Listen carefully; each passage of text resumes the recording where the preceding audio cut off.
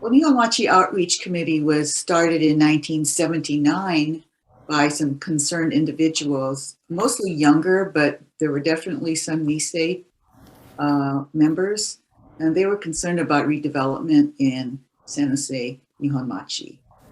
Uh, and then in 1980, they decided to take up the redress campaign in San Jose and started a grassroots movement to get some support going within the community at first. At the time, the opinions within the Japanese American community were quite diverse. Some people did not want to, um, bring it up, and others, mostly Sansei, but notably some Nisei, were in favor of um, bringing this to public awareness through very basic grassroots type of activities. And this is before email and internet and social media, so it was quite a challenge to bring that to public awareness. Did the commission hearings created more interest in people speaking out about their experiences. But I would say it would be later on, like in the later 1980s, with the passage of HR 442, that it became more of a more well known. What I noticed over the years, as far as attendance goes, is in the early 1980s, there were a lot of Issei who were still attending, and there was a bilingual program.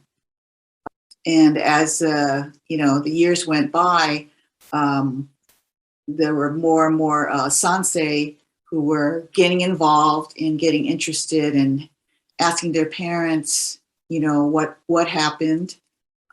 And after 9/11, people wanted to show up and get involved and do things. So we saw a big increase in attendance. Our last public program was in 2020, and we had maybe roughly 600 people in attendance. I think it was one of the first programs to invite the Arab American, Muslim American community. All that bitterness in the aftermath of the Iraq invasion, I saw hope. I saw a community that was trying to use their experience of incarceration as a vehicle to reach out to other communities that were being looked at possibly disloyal to this country. It is our moral obligation to defend all people, all communities, when they face discrimination and when they are targeted. We do draw that connection between the past from 80 years ago to the issues of today. So the theme is overcoming hate and fear. And that's not saying that, because it's our theme for 2022, that hate and fear is a new phenomenon. We are living in very stressful times at this moment with this great political polarization, which ended up in violence last year. We have this terrible pandemic that unfortunately has also been politicized. And this pandemic has spurred on a lot of anti-Asian hate.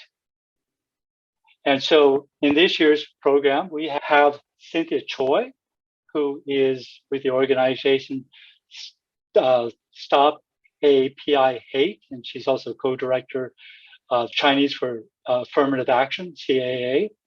And she's going to talk about her organization, Stop API Hate, where they are now nationally recognized. They have brought awareness to these hate incidences throughout the country. We're going to have the campaign for justice for Japanese Latin Americans. And since 9/11, we've always had a member of the Muslim American community speak out at our program to talk about their experiences in facing hate and racism.